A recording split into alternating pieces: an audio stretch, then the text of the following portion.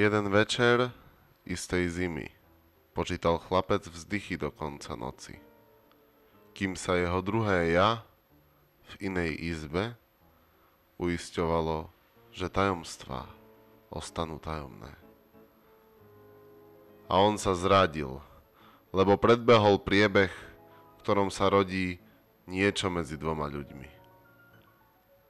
Ono sa to stáva, lebo isté mesto, v ktorom obe duše dúfali, že tá noc skončí inak, bolo odsúdené na bombardovanie vlastných potajomky.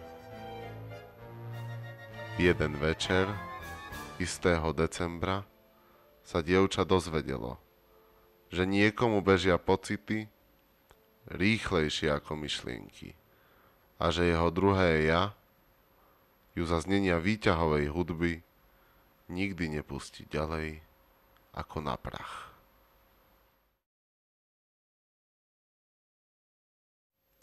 Možno práve preto v jednu noc istej jary sa rozhodol niekto zmeniť chod dejín hradov.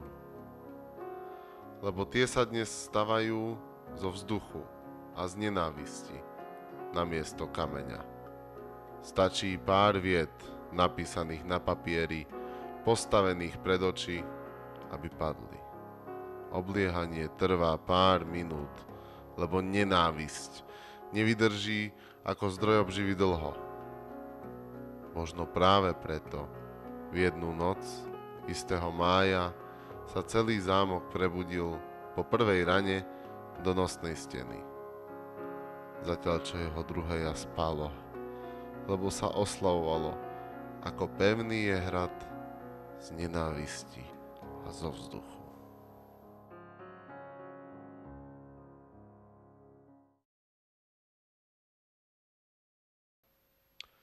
V jedno ráno istej jary, ktorá bola príliš mladá, niekto nedvíhal telefón a nebola sama. A obidvaja, aj on, vedeli, že nie sú jediní, ktorí sú podvedení. Ale niektoré zámky vydržia dlhšie ako iné, lebo ľudstvo hľadá nové materiály.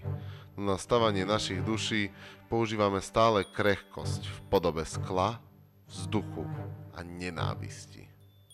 A všetko v čerstvosti, keď sa otvoria tabletky, musia sa prehltnúť. A on sa zmenil a on nie. Svet išiel ďalej. Jedno ráno, istého apríla, vedeli, že sú prepojení, hoci nechceli.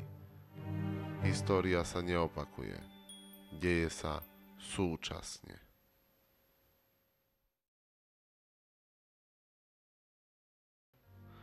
V jednom niečom istého niečoho sa niekto rozhodol, že to zvládne. Že svetu ukáže, že monštra vedia milovať a vedia byť milované. A jeho druhé ja to pochopilo po svojom. A odmietlo po raz, 2, 3 rokoch vstúpiť do svojho zámku. Lebo ako sa môžeme bať démonov, ktoré skrýva posteľ v našom podvedomí, ak sme démonmi sami? Tak v marci či máji, raz, 2 či 3 roky po tom marci sa istý niekto rozhodol, že to skúsi. Si hrdý, oci?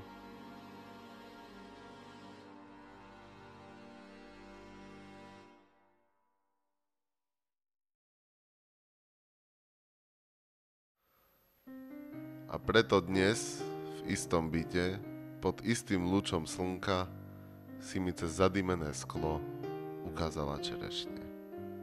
Spolu sme dúfali, že to nie je zlo, ale pod istým lúčom sme videli ružové orgovány a rozkvitnuté čerešne.